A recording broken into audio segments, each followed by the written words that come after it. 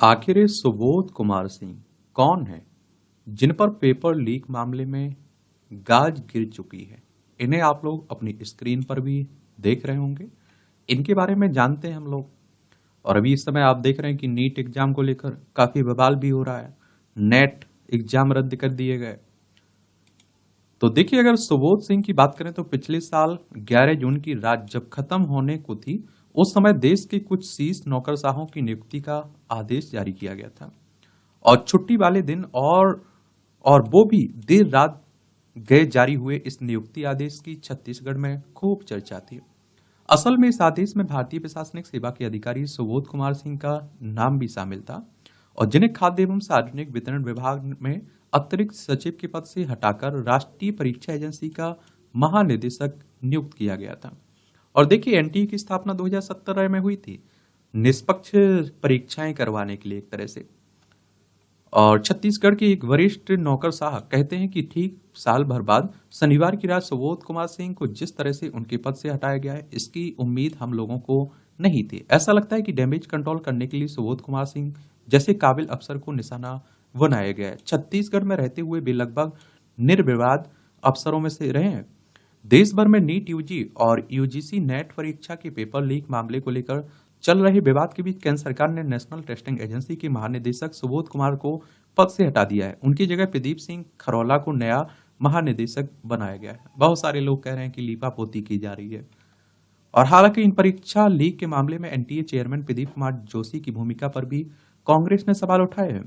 और 51 साल के सुबोध कुमार सिंह के भविष्य को लेकर छत्तीसगढ़ में नौकरशाहों के बीच अब चर्चा शुरू हो गई है।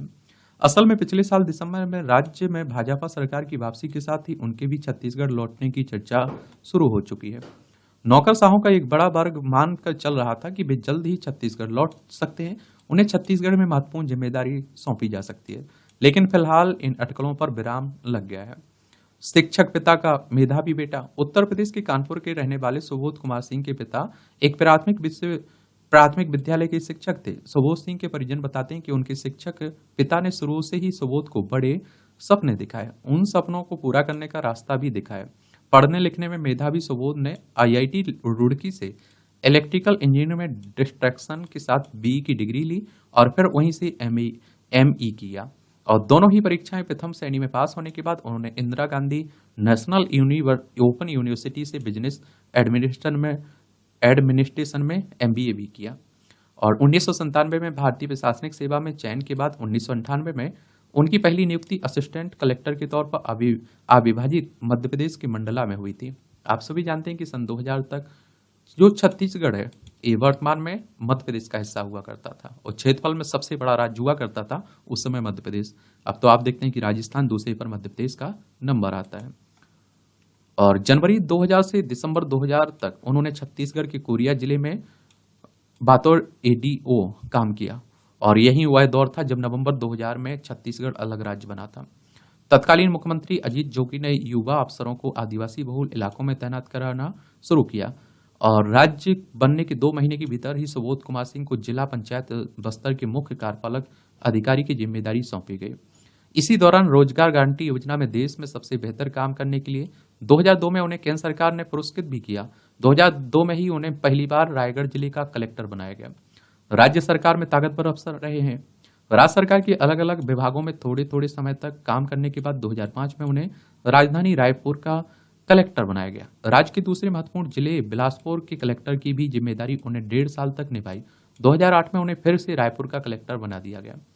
छत्तीसगढ़ में मुख्य सचिव रह चुके एक सेवानिवृत्त अधिकारी कहते हैं कि राज्य में सत्ता बदल चुकी थी। सुबोध सिंह की पहचान एक ऐसे अफसर की बन चुकी थी जिसे ट्रैवल शूटर की तरह इस्तेमाल किया जा सकता है। सुबोध सिंह की खासियत यही थी कि वह हमेशा लो प्रोफाइल और विनम्र बने रहते थे, लेकिन बहुत प्रतिबद्धता के साथ अपना काम करना जानते थे। यही कारण है कि 3 जून 2009 को तब मुख्यमंत्री रमन सिंह ने उन्हें अपने सचिवालय में उप सचिव के तौर पर पदस्थ किया, और दिसंबर 2018 में रमन सिंह सरकार की विदाई तक वे दूसरी कई तरह की जिम्मेदारियों के साथ मुख्यमंत्री के सचिवालय में बने रहे। मुख्यमंत्री रमन सिंह के करीबी रहकर एक अफसर कहते हैं कि रमन सिंह की सरकार में यह सब जानते हैं कि उनके सचिव अमन सिंह की मर्जी के बिना एक पत्ता नहीं हिल सकता था। वो अफसर कहते हैं कि अमन सिंह हाई प्रोफाइल अधिकारी थे और सुबोध सिंह चुपचाप रहकर काम करने वाले लो प्रोफाइल थे, लेकिन ताकतवर अधिकारी रमन सिंह, अमन सिंह और सुबोध सिंह, इन तीन सिंहों ने बेहतर तालमेल के साथ कई वर्षों तक सरकार चलाई। अमन सिंह, सुबोध सिंह मुख्यमंत्री रमन सिंह के दाएं बाएं हाथ बने रहे और भूपेश बघेल की सरकार में किनारे कर दिए गए। दिसंबर 2018 में जब 15 साल के रमन सिंह की सरकार की विदाई हुई और राज्य में भूपेश बघेल की कांग्रेस पार्टी को बहुमत मिला और भूपेश बघेल मुख्यमंत्री बने, तो रमन सिंह की सरकार के विश्वस्त मान लिए गए अधिकांश अफसर एक एक करके किनारे होते चले गए। रमन सिंह की सरकार में 36,000 करोड़ रुपए के कथित नागरिक आपूर्ति निगम घोटाले के 2 अफसरों डॉक्टर आलोक शुक्ला और अनिल टूटेजा को छोड़कर अधिकांश वरिष्ठ अधिकारियों ने केंद्र की प्रतिनियुक्ति पर जाने का रास्ता अपना लिया। इनमें भारतीय प्रशासनिक सेवा के अधिकारी भी थे, भारतीय पुलिस सेवा के कुछ अधिकारियों ने तो अपना कैडर ही बदल लिया। इस दौरान सुबोध सिंह को श्रम और वाणिज्य कर विभाग की जिम्मेदारी सौंपी गई। साल भर बाद दिसंबर 2019 में उन्हें राज्य एवं आपदा प्रबंधन विभाग के सचिव का अतिरिक्त प्रभार सौंपा गया। इस दौरान ई गवर्नेंस में देश में बेहतर काम करने के लिए केंद्र सरकार से उन्हें पुरस्कृत भी किया गया।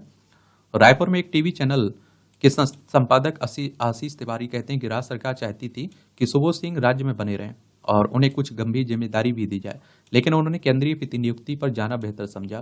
केंद्र सरकार ने उन्हें 20 जनवरी 2020 को खाद्य एवं नागरिक आपूर्ति विभाग में संयुक्त सचिव पर नियुक्ति का आदेश जारी किया। 10 दिनों के भीतर उन्होंने इस जिम्मेदारी को संभाल भी लिया। पिछले साल 11 जून को राष्ट्रीय परीक्षा एजेंसी का महानिदेशक नियुक्त किए जाने तक वे इसी विभाग में बने रहे। राष्ट्रीय परीक्षा एजेंसी में रहते हुए राष्ट्रीय प्रतियोगी परीक्षाओं के लिए छत्तीसगढ़ के आदिवासी बहुल 2 छोर सरगुजा और बस्तर में उन्होंने 2 नए परीक्षा केंद्र भी बनाए। सुबोध सिंह के महानिदेशक बनने के 6 महीने के भीतर ही छत्तीसगढ़ में भाजपा की सरकार बनी और केंद्रीय प्रतिनियुक्ति पर गए वरिष्ठ अफसरों की वापसी का सिलसिला शुरू हो गया। स्थानीय मीडिया में इस बात की चर्चा शुरू हुई कि सुबोध कुमार सिंह ही जल्द भी छत्तीसगढ़ की वापसी होगी। छत्तीसगढ़ में कांग्रेस पार्टी के प्रवक्ता सुशील आनंद शुक्ला सुबोध सिंह को पद से हटाए जाने को लीपापोती बता रहे हैं और सुशील आनंद शुक्ला का आरोप है कि सुबोध सिंह केंद्र सरकार में एक मंत्री के करीबी रिश्तेदार हैं और रमन सिंह के शासनकाल में सुबोध सिंह ने राज्य में भी भाजपा के एजेंडे को ही स्थापित करने का काम किया। भाजपा के एक वरिष्ठ नेता कहते हैं कि अगले कुछ महीने में उन्हें महत्वपूर्ण जिम्मेदारी दिए जाने की चर्चा तो थी, लेकिन जिस तरीके से उन्हें राष्ट्रीय परीक्षा एजेंसी से हटाया गया, मुझे नहीं लगता है कि उन्हें कोई जिम्मेदारी देकर हमारी पार्टी और सरकार कांग्रेस को बैठे बिठाए कोई मुद्दा देगी। केंद्र की प्रतिनियुक्ति पर सुबोध सिंह का छत्तीसगढ़ से चले जाना भी सवालों के घेरे में है। और आप देखिए, सुशील कहते हैं कि जो अफसर सरकार बदलते ही प्रतिनियुक्ति पर चला जाए और आप देखते हैं कि उसके पार्टी विशेष के प्रति प्रेम को समझा जा सकता है। भाजपा के एजेंडे पर काम करने के लिए ही वो केंद्र में गए थे और उन्होंने किस तरह और क्या किया, यह सबके सामने। 25 लाख से अधिक बच्चों के इस अफसर के कारण प्रताड़ित हुए हैं और महज पद से हटाना कोई हल नहीं है। इनके खिलाफ FIR दर्ज कर कानूनी कार्रवाई करने की जरूरत है। अब देखिए आगे क्या होता है, ये तो आने वाला वक्त ही बताएगा। लेकिन मध्य प्रदेश की बात करें तो भोपाल इसकी राजधानी देखने को मिलेगी और आप लोगों को मालूम होना चाहिए कि यहाँ कब इसे राज्य बनाया गया था, 1 नवंबर 1956 में। और यहाँ विधानसभा में 230 सीटें हैं, राज्यसभा में 11 सीटें हैं, लोकसभा में 29 सीटें देखने को मिलेंगी। अगर हम छत्तीसगढ़ की बात करें तो आप देखेंगे छत्तीसगढ़ है, रायपुर इसकी राजधानी है।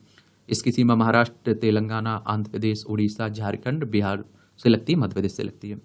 ठीक है, यहाँ विधानसभा कितनी 90 सीटें हैं, राज्यसभा में कितनी सीटें हैं 5 सीटें हैं और लोकसभा में 11 सीटें। 1,35,192 वर्ग किलोमीटर में फैला हुआ है। मध्य प्रदेश की सीमा आप देखिए छत्तीसगढ़, उत्तर प्रदेश, राजस्थान, गुजरात, महाराष्ट्र से लगती है। उत्तर प्रदेश में इनका जन्म हुआ था।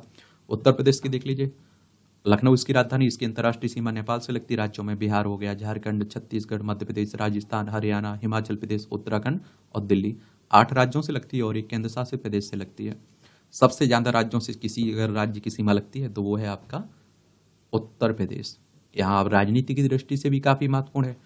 विधानसभा में 403 सीटें हैं, विधान परिषद में 100 सीटें हैं, राज्यसभा में 31 सीटें, लोकसभा में 80 सीटें हैं। और ऐसे कहा जाता है कि जो दिल्ली की गद्दी है ना, उसका रास्ता काफी हद तक उत्तर प्रदेश से भी जाता है।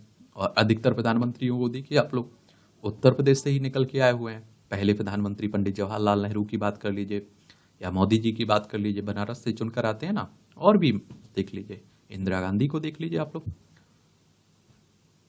तो ये कहानी है किसकी? सुबोध सिंह की।